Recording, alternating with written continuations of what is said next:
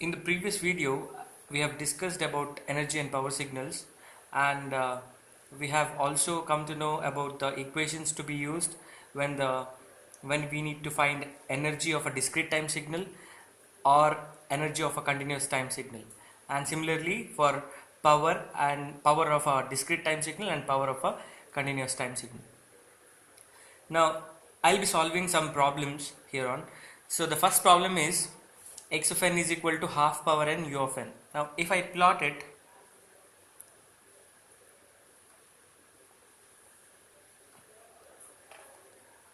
since you have a factor u of n which starts from n is equal to 0 till and it goes till infinity, so my waveform here is the multiplication of half power n u of n. So my waveform will start from 0 and it will go till infinity because of this factor u of n. Now at n is equal to 0, if I substitute x of 0 is equal to half power 0 u of 0, that is 1. Then thereafter at 1 I will be getting half power 1, so it is half.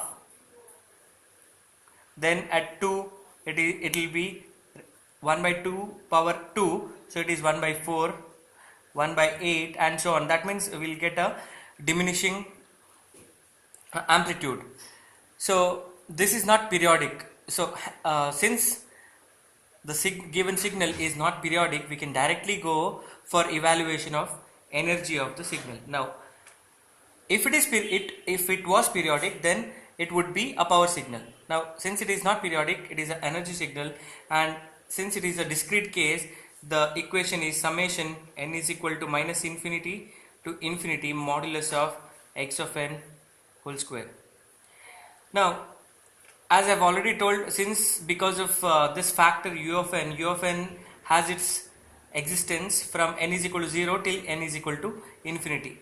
It exists from n is equal to 0 and infinity. So the summation will result in n is equal to 0 and infinity, and in that range what is the value of x of n? Half power n. So it is half power n, and you have a square, so I'll be getting a square. So the summation is n is equal to 0 to infinity. It will be half power 2n or 1 by 4 power n. Now we have a standard GP, sum till infinity formula. GP is geometric progression. N is equal to 0 to infinity. Alpha power n is 1 by 1 minus alpha. So I have 1 by 4 here. So this is the geometric progression equation, that is sum from 0 to infinity of a geometric progression is 1 by 1 minus alpha. So I'll be getting 1 by 1 minus 1 by 4, so it will be 3 by 4 and it will come in the numerator, so it will be 4 by 3, and answer, since it is energy, so answer will be joules. Now coming to the second problem, you have x of t is equal to rectangular function which is given by rectangular of t by t naught. Now if I plot this rectangular of t by t naught, it would extend from minus t naught by 2 to t naught by 2. So this is 0 and this is time scale. That means we have this rectangular waveform swing from minus t naught by 2 to plus t naught by 2. So if I have rectangular of t by 2, it will be, the rectangular waveform will be present between minus 1 to plus 1 with an amplitude of 1. Now we see that this is a finite sequence and it is not a periodic sequence, so there is no possibility of it being a power signal. So what we are left out with is finding energy. Now energy of a continuous time signal is given by the equation integral minus infinity to infinity x of t whole square dt. Now where is our x of t defined? X of t is rectangular of t by t naught, which is defined between the limits minus t naught by 2 to plus t naught by 2. So I will be writing minus t naught by 2 to t naught by 2. And what is its value? Modulus. What is its value between this range? It is 1. So it is 1 square dt. Now integration of 1 is with respect to dt is t from t naught by 2 to minus t naught by 2 to plus t naught by 2. So if I apply the limits, it is t naught by 2 minus t naught by 2. So I will be getting answer as t naught joules.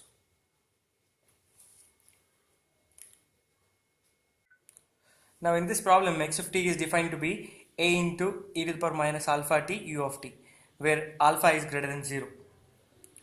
Now we know that u of t exists from t is equal to 0 till t is equal to infinity. So this is my exponential function with an amplitude of a. Now if I were to plot it, x of t, now since you have u of t multiplication of u of t multiplied by this function, so my waveform will start from 0 and it will extend till infinity. So we will not have any value to the left of t is equal to 0. Now at 0, when t is equal to 0, you get e power 0 into a, so amplitude is a. Then for 1 and subsequent values, e to the power minus alpha t.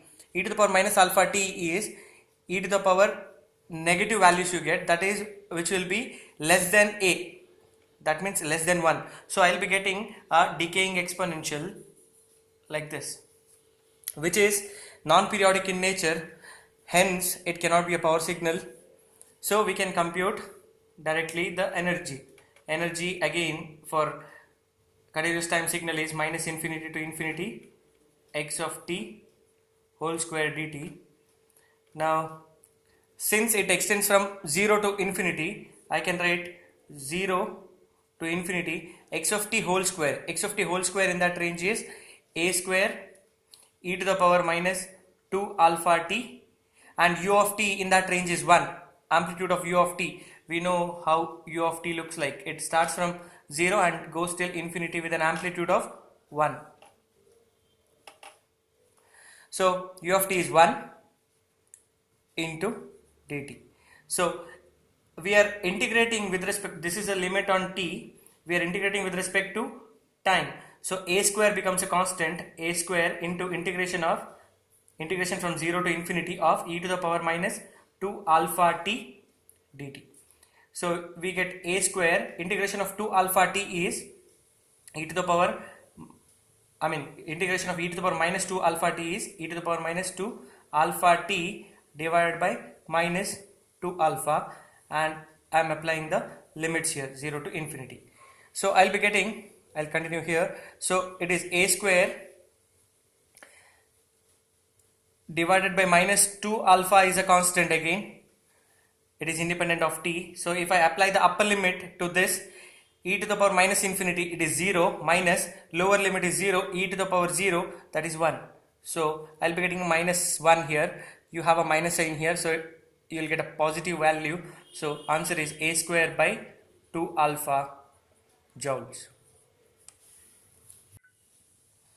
Now we have a problem here wherein x of t is defined to be a into cos omega naught t plus theta. Now we already know that cos function is periodic in nature. It extends from minus infinity to plus infinity. We need not worry about this theta, which is a phase shift. That means my cos waveform will be shifted by some angle theta to the right or left, depending upon plus and minus sign. Now we know that it is periodic signal. It is a periodic signal. Hence we can directly find its power, and power is 1 by t integral over entire t x of t whole square dt. Now we know that here omega naught is, from our earlier discussions about periodicity, omega naught is 2 pi f naught, or I can write it as 2 pi t naught. Now the fundamental period of this wave, I can take it as t naught. So I will be writing 1 by t naught integral over entire period is, what is the period? T naught. Now square of this amplitude, that is a square cos square omega naught t plus theta dt.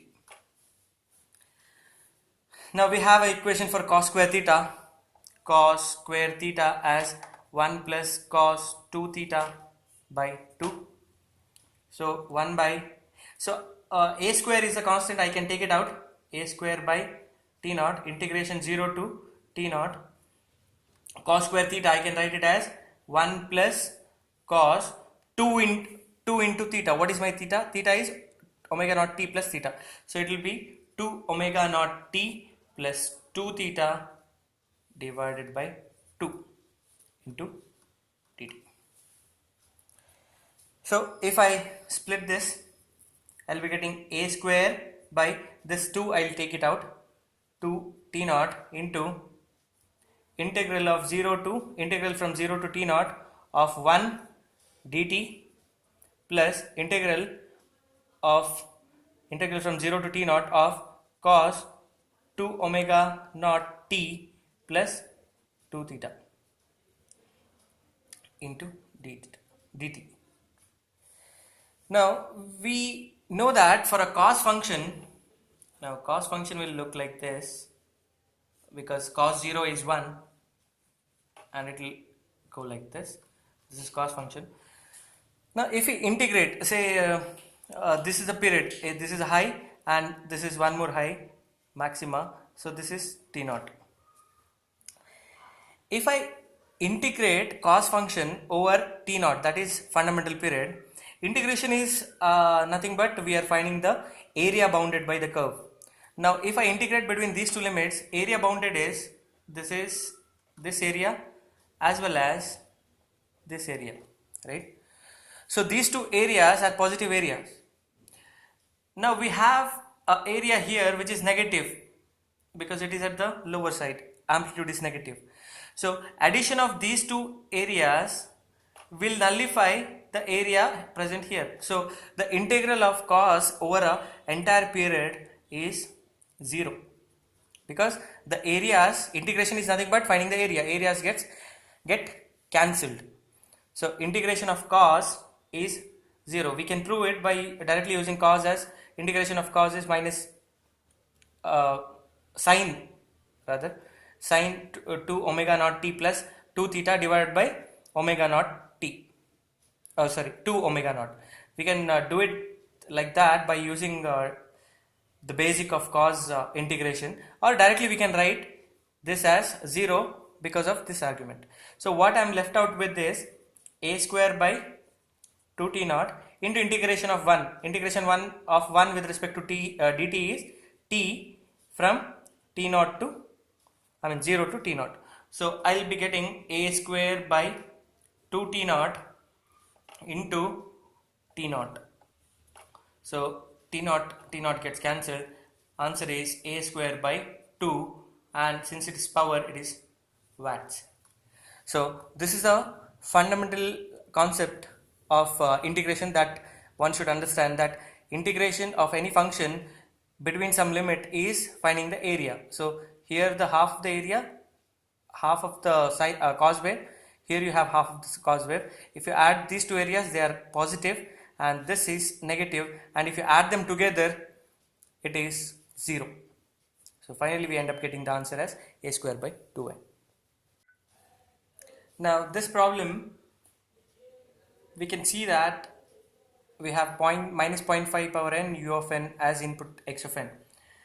Now it's clearly a non-periodic wave because u of n starts from n is equal to 0 and goes till infinity, and its amplitude is 1, and minus 0.5 power n you have, so it will be a decreasing ramp kind of a thing, decreasing exponential, wherein you have at n is equal to 0 minus 0.5 power 0, it is 1. At 1 you have minus 0.5 power 1, it is, answer is minus 0.5, and at 2 you have minus 0.5 whole square, it is minus 0.25, plus 0.25, and so on. That means the amplitude will get subsequently reduced till it reaches infinity, and starting point of this waveform is from 0 because of the presence of u of n. Now we know that this is non-periodic, so directly we can go and find the energy, that is summation n is equal to minus infinity to infinity x of n whole square. Now why summation? Because it is a discrete time signal. So summation n is equal to 0 to infinity 0.5 minus 0.5 power n whole square. So I'll be getting this square. So summation n is equal to 0 to infinity, I can write it as minus 0.5 whole square power n. Now minus 0.5 whole square is what? 0.25. So n is equal to 0 to infinity, you get 0.25 power n. And we have a standard formula, summation n is equal to 0 to infinity alpha power n is 1 by 1 minus alpha. So here I would be getting 1 by 1 minus 0.25. So 0.25 is 1 minus 0.25 is 0.75. 75 is 3 by 4. So the reciprocal will be 4 by 3 joules. This is the final answer. Now in this problem there is a slight change, 2 power n into u of minus n. Now we know what is u of n. U of n is a unit step signal which starts from n is equal to 0 and goes till infinity. This is u of n. And from the basics we know that u of minus n is a reflection.